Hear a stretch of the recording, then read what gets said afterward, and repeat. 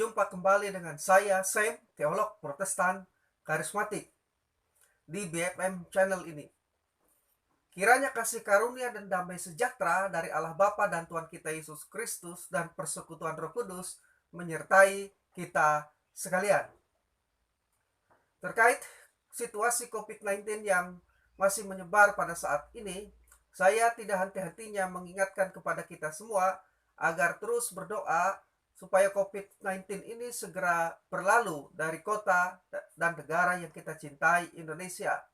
Tetap waspada dengan selalu mencuci tangan, dengan memakai masker ketika keluar rumah, tetap menjaga jarak dan hindari bersalaman untuk sementara ini, menaati atau mematuhi himbauan pemerintah pusat dan pemerintah daerah terkait kebijakan dalam rangka penanggulangan dan pemutusan mata rantai COVID-19. Doa saya kita tetap baik dan sehat dalam perlindungan Allah Bapa dan Tuhan kita Yesus Kristus. Baik, pada kesempatan ini saya akan berbagi teori keliru yang menolak kebangkitan Kristus. Teori keliru ini maksudnya ialah teori-teori yang salah, teori-teori yang menentang kebangkitan Kristus. Karena itu pada kesempatan ini saya akan memberikan jawaban atas teori-teori keliru tersebut berupa sanggahan-sanggahan yang membuktikan kesalahan dari teori tersebut.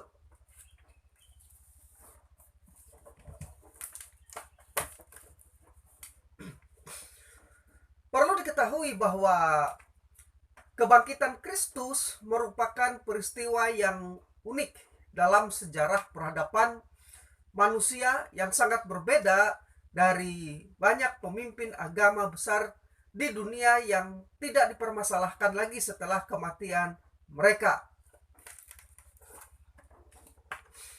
Kebangkitan Yesus dari kematian merupakan hal penting dalam pengajaran iman Kristen. Sebagaimana yang pernah dikatakan oleh James Kennedy begini. Kebangkitan Kristus merupakan inti dari iman Kristen. Bersama inti ini segala sesuatu berdiri atau jatuh. Karena itu semua kaum skeptis selama 19 abad mengarahkan senjata api terbesar mereka kepada kebangkitan Kristus. Orang-orang yang memusuhi kekristenan hampir selalu memusatkan serangan mereka pada kebangkitan Kristus. Karena jika mereka dapat menjadikan kebangkitan Yesus tidak berlaku, maka semua pernyataan lainnya dari kekristenan akan tumbang. Jika tidak ada kebangkitan, tidak akan ada kekristenan. Begitu kata James Kennedy. Nah, banyak orang yang tidak mempercayai kebangkitan Kristus dengan alasan bahwa mereka tidak pernah melihat langsung peristiwa itu. Selain itu, pengalaman dan cara berpikir rasional membawa manusia untuk menganggap mustahil mempercayai kebangkitan tubuh yang telah mati. Sebenarnya, berpikir kritis dan rasional adalah sikap yang bijak dan memang sangat diperlukan. Tetapi akan menjadi masalah bila rasionalitas mengaburkan dan membutakan seseorang serta membawa pada sikap menolak pernyataan Alkitab. Kekristenan tidak pernah anti-rasional. Tidak anti-rasionalitas, tapi rasionalisme lah yang telah mengaburkan dan membutakan apa yang dinyatakan oleh kitab suci, khususnya terkait dengan kebangkitan Kristus. Nah, itulah sebabnya selama berabad-abad telah banyak muncul berbagai pendapat, berbagai teori yang salah, yang keliru, dan menolak fakta kebangkitan Tuhan Yesus Kristus. Namun, perlu diketahui,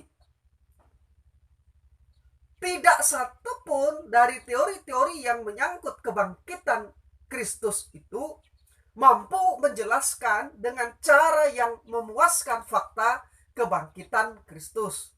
Karena itu tidak heran banyak juga di antara orang-orang yang skeptis, yang tadinya menolak kebangkitan Kristus, ketika mereka berusaha terus mencari bukti-bukti bahwa Yesus tidak bangkit, ujung-ujungnya mereka menemukan fakta bahwa Yesus benar-benar bangkit. Dan akhirnya mereka percaya kepada Yesus. Dari skeptis menjadi orang yang percaya kepada Yesus. Nah, untuk itu perlu saya hari ini berbagi tentang teori-teori yang menolak kebangkitan Kristus itu dan beri jawaban atas kesalahan dari teori-teori tersebut. Yang pertama, teori pencurian. Para penganut teori ini mengatakan bahwa para murid datang ke kubur dan mencuri mayat Yesus, kemudian menceritakan kisah kebangkitan. Sebab itu ketika pada hari ketiga para wanita yang datang ke kubur hendak merempahi mayat Yesus, mendapati kubur itu kosong. Batu sudah terguling dan tidak ada mayat Yesus di situ. Nah, tanggapan saya atas teori ini, dua pertanyaan perlu diajukan untuk menyanggah teori pencurian ini. Satu, bagaimana para murid bisa berada di dalam kubur dan mencuri mayat Yesus, sedang kubur itu dijaga ketat oleh satu regu pengawal? Itu satu. Nah, yang kedua pertanyaannya, apa alasan para murid menginginkan dan mencuri tubuh Yesus, sedangkan pada saat yang bersamaan mereka sedang dilanda oleh ketakutan karena kehilangan Yesus? Ini bisa kita lihat dalam Matius 28 ayat 11 sampai 15. Nah, jawaban dari kedua pertanyaan ini jelas bahwa mustahil para murid mencuri mayat Yesus. Kesedihan dan ketakutan para murid merupakan suatu alasan jitu bahwa mereka tidak mungkin tiba-tiba berubah menjadi sedemikian berani dan nekat untuk menerobos sepasukan prajurit yang sedang menjaga kubur Yesus. Nah, justru kebenaran terungkap ketika Matius melaporkan dalam tulisannya demikian. Ketika mereka di tengah jalan, datanglah beberapa orang dari penjaga itu ke kota dan memberitahu segala yang terjadi itu kepada imam-imam kepala. Dan sesudah berunding dengan tua-tua, mereka mengambil keputusan lalu memberikan sejumlah besar uang kepada serdadu-serdadu itu dan berkata, kamu harus mengatakan, sekali lagi, kamu harus mengatakan bahwa murid-muridnya datang malam-malam dan mencurinya ketika kamu sedang tidur. Dan apabila hal ini kedengaran oleh wali negeri, kami akan berbicara dengan dia sehingga kamu tidak beroleh kesulitan apa-apa. Mereka menerima uang itu dan berbuat seperti yang dipesankan kepada mereka. Jadi ada semacam konspirasi pada saat itu. Lalu Alkitab mengatakan dalam Matius 28 ayat yang ke-15 itu, cerita ini tersiar di antara orang Yahudi sampai sekarang ini. Nah, yang kedua, teori halusinasi. Penganut teori ini dengan yakin menyatakan bahwa para murid yang sangat mengharapkan kebangkitan Yesus membayangkan atau berkhayal dalam pikiran dan benak mereka bahwa telah melihat Yesus dan percaya terjadi kebangkitan. Nah, tanggapan saya atas teori ini, apakah ada bukti-bukti yang menunjukkan bahwa murid-murid Yesus yang berjumlah 11 orang itu semuanya berhalusinasi? Dan bagaimana dengan 500 orang saksi kebangkitan lainnya?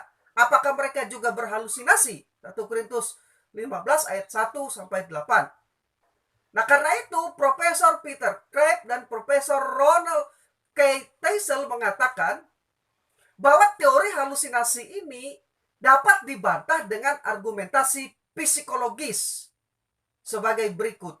1. Halusinasi biasanya hanya berlangsung beberapa detik atau beberapa menit dan jarang berlangsung berjam-jam. Nah, namun peristiwa pada penampakan diri Yesus setelah kebangkitannya berlangsung selama 40 hari. Bagaimana mungkin para murid semuanya selama 40 hari itu berhalusinasi? Ini poin 1. Poin pertama. Poin yang kedua. Halusinasi biasanya terjadi satu kali, kecuali pada orang-orang yang tidak waras. Nah, sedangkan penampakan diri Yesus setelah kebangkitannya terjadi berulang kali kepada orang-orang biasa dan orang-orang yang waras, orang-orang yang sehat. Yohanes pasal 20 ayat 19 sampai 21. Kisah Para Rasul pasal 1 ayat yang ketiga. Nah, poin yang ketiga, halusinasi biasanya datang dari dalam, yaitu dari hal-hal yang telah diketahui atau dikenal, minimal secara tidak sadar. Sedangkan di dalam peristiwa penampakan Yesus merupakan hal yang terjadi, benar-benar terjadi secara tiba-tiba dan mengejutkan, nyata dan bukan mimpi. Kisah Para Rasul 1 ayat 4 dan 9. Nah, sekarang yang keempat, poin keempat. Halusinasi biasanya bersifat pribadi dan cenderung subjektif. Sedangkan Yesus telah menampakkan diri kepada banyak orang yang berbeda, tidak hanya pada satu orang. 1 Korintus 15 ayat 38, bahkan dikatakan dia menampakkan diri kepada ke-11 murid, menampakkan diri kepada yang lainnya, bahkan jumlahnya 500 orang. Karena itu mustahil pada waktu bersamaan semua murid ini berhalusinasi tentang kebangkitan Kristus. Justru yang benar ialah para pencetus teori ini yang sedang berhalusinasi bahwa Yesus tidak bangkit. Sekarang yang ketiga, teori penampakan. Penganut teori ini menyatakan bahwa Kristus tidak benar-benar bangkit secara fisik dari kematian, tetapi rohnya menampakkan diri kepada para muridnya. Teori ini disebut juga teori hantu.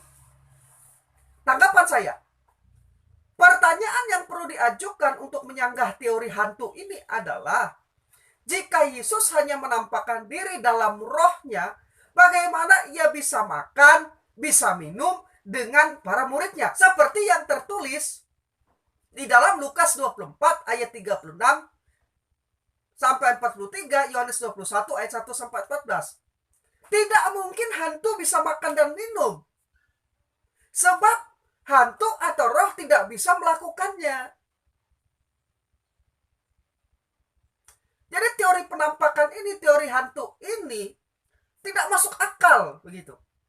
Hanya orang-orang yang berkhayal yang mengarang teori hantu seperti ini. Penting untuk diketahui bahwa peristiwa kebangkitan Kristus ini merupakan hal yang pada awalnya tidak dipercayai bahkan oleh murid-murid Kristus sendiri. Sampai mereka melihat dengan mata kepala mereka sendiri bahwa Yesus benar-benar telah bangkit. Bahkan mereka telah menyangka bahwa ia adalah hantu. Karena itu Yesus harus makan sesuatu untuk membuktikan bahwa ia bukanlah hantu. Lukas 24 ayat 36 sampai 43. Hantu tidak bisa makan, sedangkan Kristus yang telah bangkit itu bisa makan bersama-sama dengan mereka. Jadi teori hantu ini juga gagal untuk membuktikan bahwa Yesus tidak bangkit. Yesus benar-benar bangkit. Sekarang yang keempat, teori dusta. Penganut teori ini berpendapat bahwa kisah tentang kebangkitan Kristus adalah hasil dari murid-murid yang putus asa, ya. Dan bahwa ini merupakan hasil dari kepura-puraan yang disengaja. Dengan kata lain, para murid berbohong, berdusta tentang kebangkitan Yesus. Tanggapan saya, pertanyaan yang diajukan untuk menyanggah teori dusta ini adalah, apakah para murid akan bersedia untuk hidup dan mati hanya untuk mempertahankan cerita bohong? Jangan salah, jumlahnya bukan hanya 11 murid. Bahkan dikatakan 500 orang murid. Adakah orang yang bersedia mati tanpa dibayar apapun untuk sebuah cerita bohong? Dan jumlahnya banyak. Dan mereka terus-menerus konsisten, konsekuen melakukannya. Dan bahkan tidak takut kehilangan nyawanya. Ini tidak masuk akal kalau Yesus tidak benar-benar bangkit. Kisah Para Rasul pasal 5 ayat 41, Kisah Para Rasul pasal 7 ayat 56, 2 Korintus 11 ayat 23 sampai 27. Ini membicarakan, ayat-ayat ini membicarakan bahwa para murid ini rela kehilangan nyawa mereka, mati demi memberitakan bahwa Yesus telah bangkit. Nah, di balik cerita dusta biasanya ada motif keuntungan pribadi. Tetapi keuntungan apakah yang didapat para murid untuk sebuah cerita dusta yang mereka buat, seperti saya katakan tadi? Sebaliknya, sebagai akibat dari pemberitaan mereka bahwa Yesus telah bangkit dari antara orang mati, mereka dibenci, mereka diejek, mereka dianiaya, mereka dikucilkan, mereka dipenjara, mereka disiksa, mereka direbus, bahkan ada yang disalibkan dan direbus. Hidup-hidup, direbus hidup-hidup.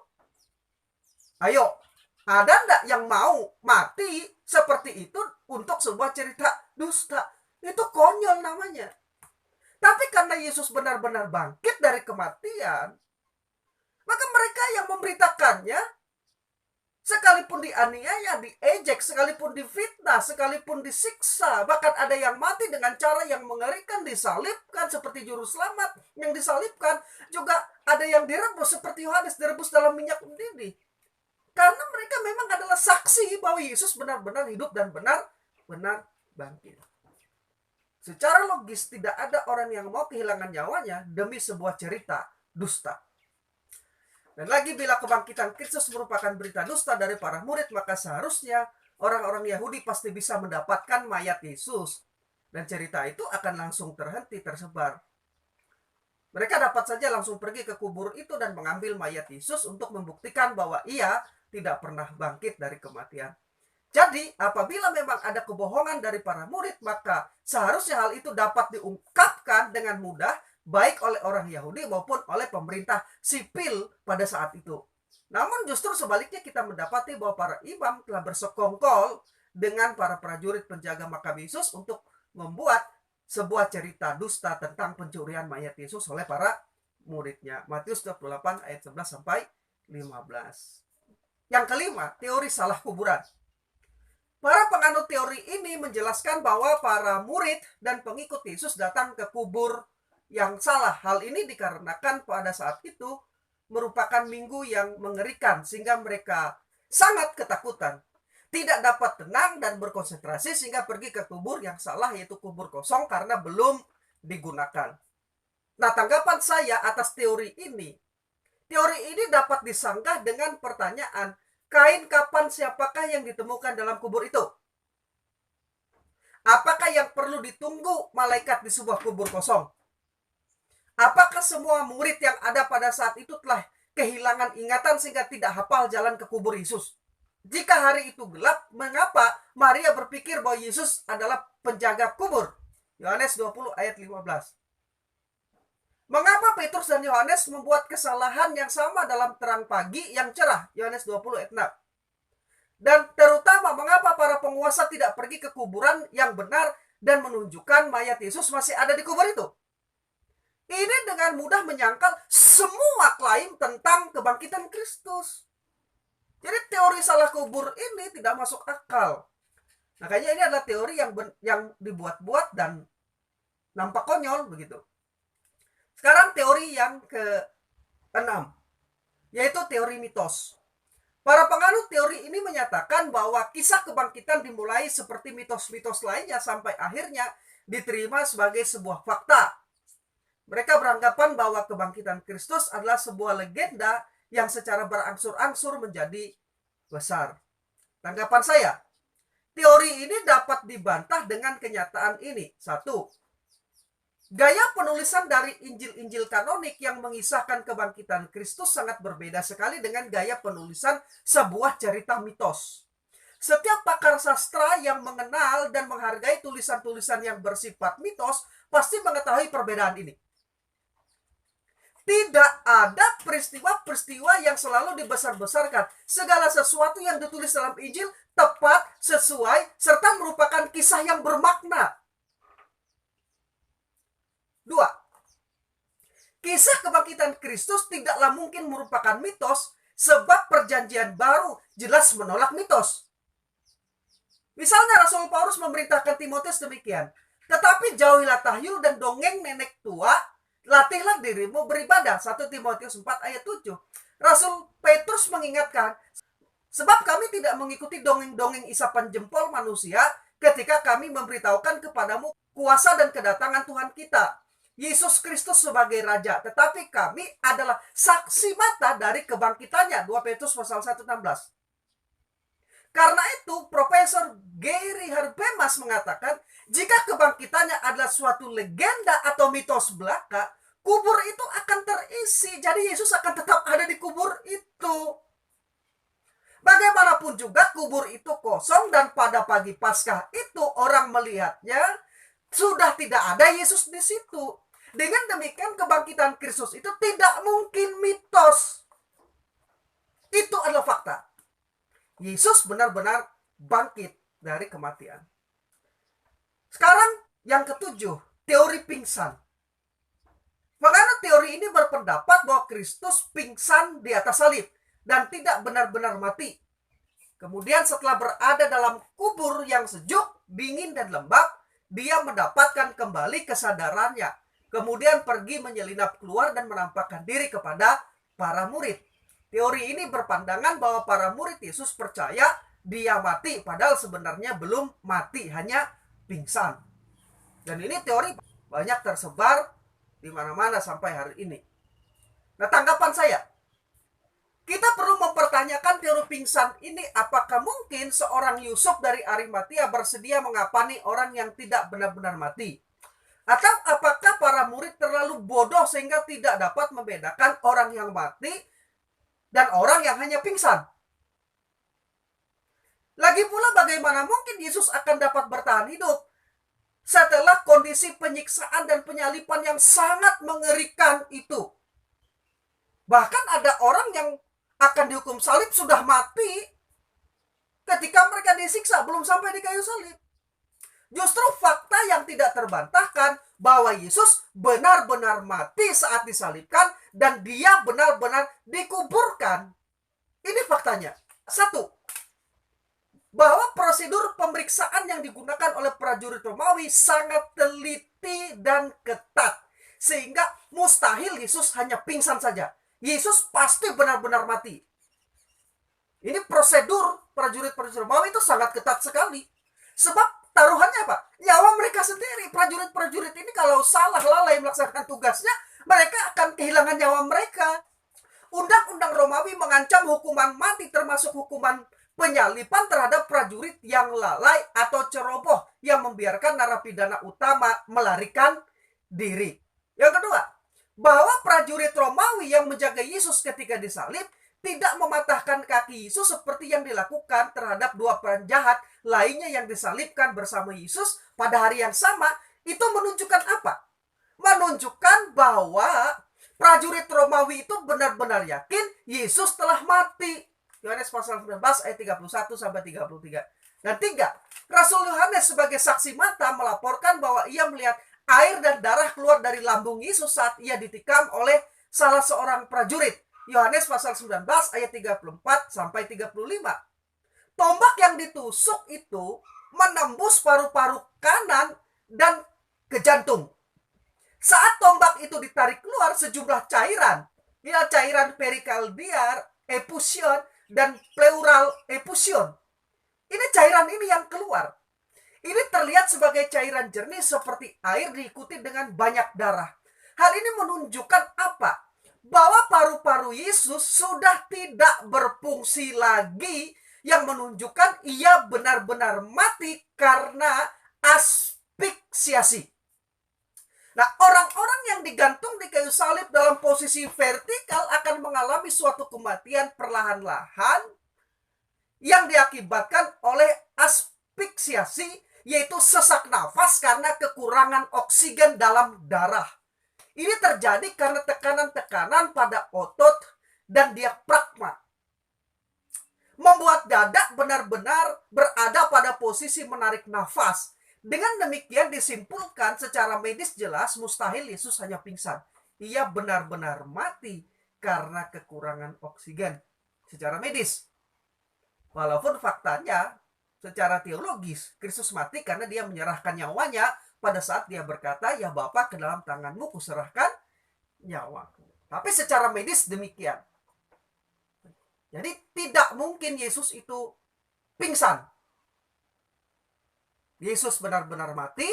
Yusuf dari Arimatia kemudian sebelum sore, sebelum petang mengambil mayatnya dan menguburkannya. Dan pada hari yang ketiga, Yesus bangkit dari antara orang mati.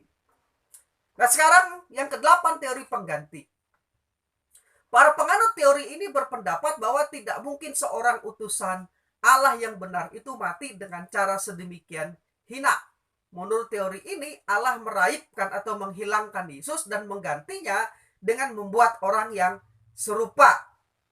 Jadi teori ini menyatakan Yesus diganti oleh orang lain. Tanggapan saya atas teori ini, jika memang itu bukan Yesus, bagaimana mungkin orang yang menggantikan atau yang mirip dengan Yesus ini bisa mengenal dan menyebut nama para murid Yesus? Kan dikatakan tadi diganti orang yang mirip. Tapi apakah dia dapat mengenal murid-murid Yesus, Petrus, Yohanes, Yakobus, Maria Magdalena, dan lain sebagainya, dan menyebut nama mereka satu persatu? Dan bagaimana mungkin orang ini berani menjamin keselamatan penjahat yang disalibkan di sebelah kanannya? Hal ini benar-benar mustahil. Karena itu Profesor Norman Geisler dan Ron Brock mengatakan, Yesus bukan hanya sungguh-sungguh mati, melainkan ia juga sungguh-sungguh bangkit dengan tubuh jasmani yang sama ketika ia telah mati. Jika kita melihat pada teori-teori keliru yang menyangkal kebangkitan Kristus tersebut di atas, justru kita akan memiliki kesempatan juga melihat bukti-bukti yang secara tegas menunjukkan bahwa hanya kebangkitan Yesus Kristus saja yang bisa menjelaskan semua fakta tersebut. Jadi dari ke-8 teori tersebut tidak ada satu teori pun yang bisa membantah Yesus itu bangkit dari kematian. Bahkan justru teori-teori tersebut semakin meyakinkan kita bahwa Yesus benar-benar bangkit dari kematian. Saya Sam, teolog Protestan karismatik.